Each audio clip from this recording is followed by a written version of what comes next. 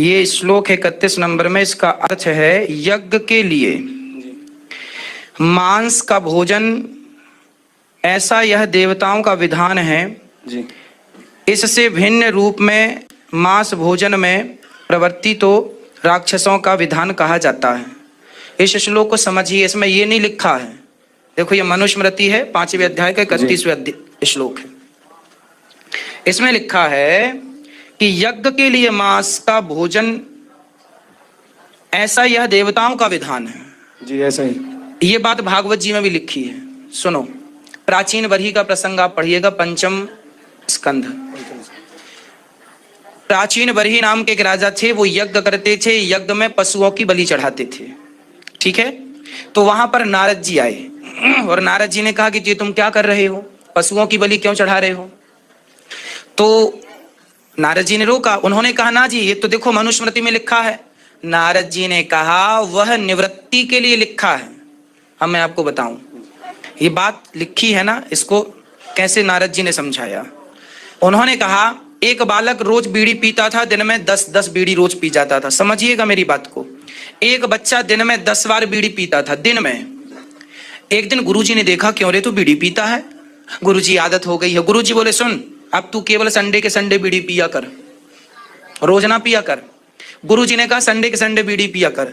तो संडे के संडे बीड़ी पीने का गुरुजी ने बोला। गुरुजी ने ये बात क्यों बोली, इसलिए बोली कि संडे के संडे बीड़ी पिएगा तो 6 दिन जो बीड़ी पीता है 10-10 वो छूट जाएगी, और एक दिन संडे के दिन ओनली एक बीड़ी पीना है, और वो भी एक बीड़ी पिएगा तो धीरे धीरे संडे की बीड़ी भी खत्म हो जाएगी। इसलिए गुरुजी ने कहा। पर चेले ने कहा सबको सुनो सुनो सुनो बच्चों, गुरुजी ने कहा संडे को बीड़ी पीना चाहिए। तो उसने एक सिद्धांत बना दिया कि संडे को गुरुजी ने कहा इसलिए बीड़ी। गुरुजी ने कहा था निवृत्ति के लिए, लेकिन वो तो और प्रवृत्त हो गया, उसमें उसकी तो आसक्ति होगी बीड़ी से। अब तो अब खुद भी पीता है और गुरु की आज्ञा का उल्लंघन करके सबको गुरुजी ने कहा, मतलब गुरु के अर्थों का उसने अनर्थ कर दिया, हाँ या ना। जैसे गुरु के वचनों का उसने अनर्थ कर डाला। गुरुजी ने कहा था संडे को बीड़ी इसलिए पीना ताकि धीरे धीरे करके ये भी छूट जाए, पर उसने तो सिद्धांत बना लिया कि सब पियो क्योंकि गुरुजी कह रहे हैं, गलत अर्थ। उसी प्रकार वेदों में लिखा है कि पहले जो यज्ञ होते थे उन यज्ञों में पशुओं का मांस चढ़ाया जाता, जैसा कि आपने कहा कि हमारे भारत में देवी देवताओं के नाम पे बकरे की बलि चढ़ाई जाती थी। तो ये क्या था, ये वही उसी का एक अंग है कि बलि चढ़ाना है। फिर हुआ क्या कि हमारे ऋषि मुनियों ने रोका, ना जी आप ये यज्ञ में बलि ना चढ़ाइए, यदि चढ़ाना है तो 10 बकरे मारते थे। तो उनने सिद्धांत बना दिया अब केवल 10 प्रकार के यज्ञों में नहीं, केवल एक प्रकार का यज्ञ होगा, उसमें एक ही बलि चढ़ाई जाएगी। तो वो भी वही बीड़ी वाली बात हो गई कि आप 10 बकरों को मारते थे, 10 दिन के यज्ञ में, 9 दिन के यज्ञ में 9 मार डालते थे, तो अब एक मारो।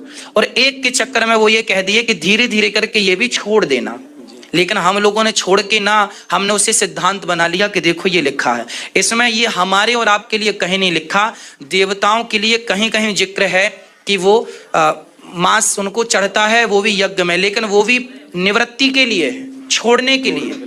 क्योंकि एक समय था जब पूरी दुनिया मांसाहार करने लग गई थी, तब ऋषि मुनियों को बड़ी चिंता हो गई कि भाई ये तो मांस सब खा रहे हैं यज्ञों में। जैसे पश्चिम बंगाल में आज भी दुर्गा जी को मछली चावल चढ़ता है, दिल्ली में भी चढ़ता है, बकरे की बलि दी जाती है कालिका माता, गुवाहाटी में भी दी जाती है, कामाख्या माता में ब्रह्मपुत्र नदी के किनारे जो मैं वहां भी बलि। लेकिन ये सब इसलिए दी जा रही, मैंने इसका कथा में कई बार जिक्र किया है, इसलिए दी जाती है क्योंकि वहां के तांत्रिक लोग बलि चढ़ाते हैं अपनी तंत्र विद्या को सिद्ध करने के लिए। चूंकि मंदिर में बलि चढ़ती है तो लगता है माता जी को बलि चढ़ती है, वो बलि माता जी की नहीं होती, वो बलि तांत्रिकों के द्वारा उनकी तंत्र विद्या सिद्ध करने के लिए। जैसे आज घर परिवार में लोग मांस बकरी की बलि चढ़ाते हैं तो देवी नहीं मांगती, अब तुम्हारी खुद इच्छा है कि मांस मिल जाए तो इसी बहाने आप मांस खा रहे हैं। तो देवी देवताओं के यज्ञ विधान में हमारे यहाँ कभी भी मांस का जिक्र नहीं था। यदि ये जिक्र है तो केवल इसलिए कि निवृत्ति के लिए, कि भाई तुम रोज रोज बीड़ी ना पीकर एक दिन बीड़ी पियो, वही बात निवृत्ति के लिए, हम प्रवृत्त ना हो उसमें।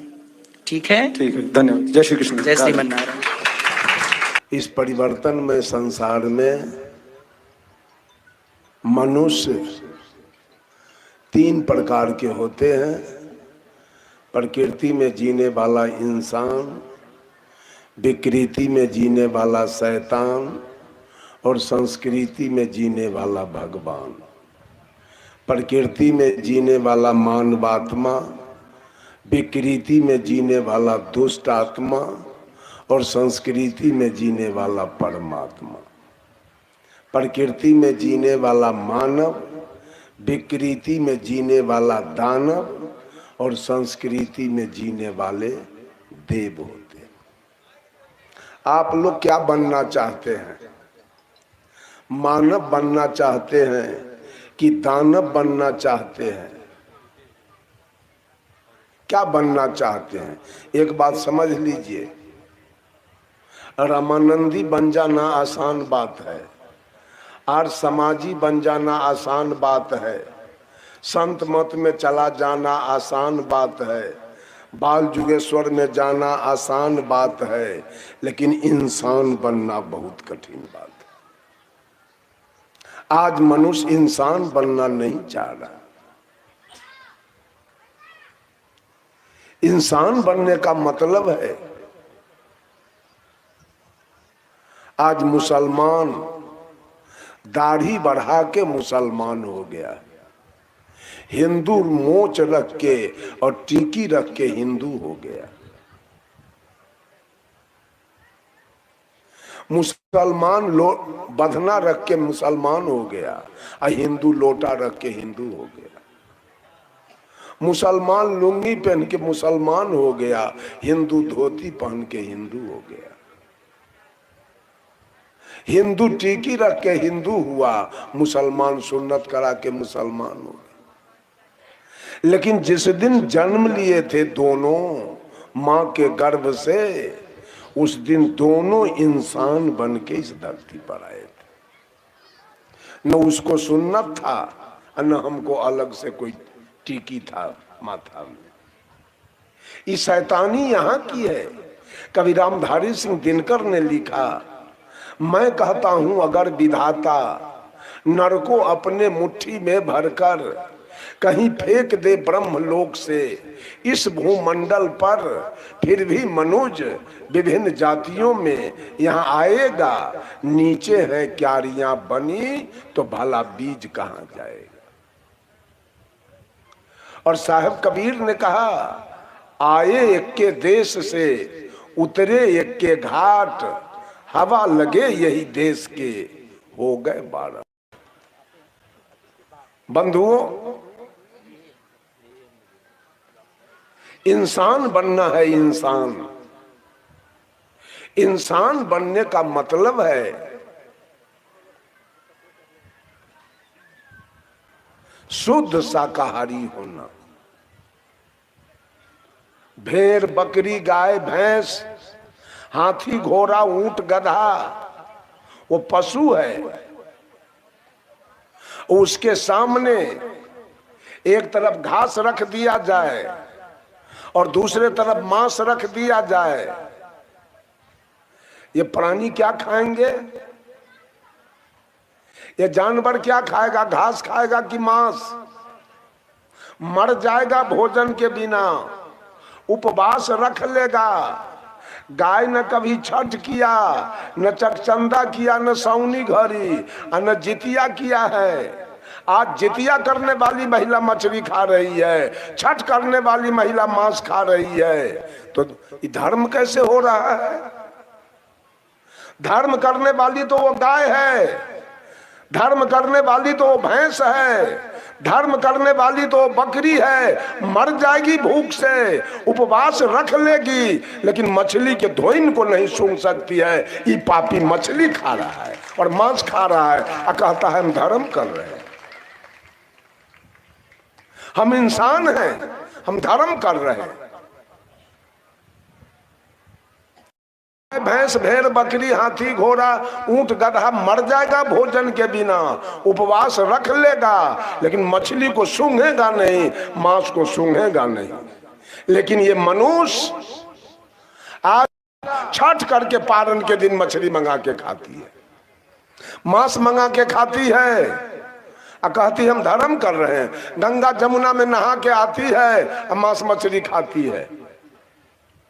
लोग बैनाथ जगन्नाथ भूतनाथ से घूम के आते हैं, यहाँ के मांस खाते हैं, दारू पीते हैं, बीड़ी पीते हैं, सिगरेट पीते हैं, गांजा पीते हैं और चोरी करते हैं और दलाली करते हैं। धर्म हो कहाँ रहा है? क्या कर रहा है धर्म? ये सारे आडंबर, सारा झूठा रोजगार चल रहा है। धर्म करने वाली तो वो गाय है, गाय के गले में कोई कंठी नहीं। गाय कभी बैनाथ जगन्नाथ नहीं गई, गाय किसी देवी देवता का उपासना नहीं किया, पूजा नहीं किया, लेकिन आज तक अपने धर्म पर चल रही है वो गाय। धर्म है, अगर बहू सास को गाली दे रही है तो अगल बगल के महिला उसे डांटती है, ऐ दुल्हन तुम्हारा धर्म है सास को गाली देना? यह है धर्म, यह है नेचर, यह है गुण, यह है स्वभाव। छठ करना धर्म नहीं है, सास को गाली नहीं देना यह धर्म है।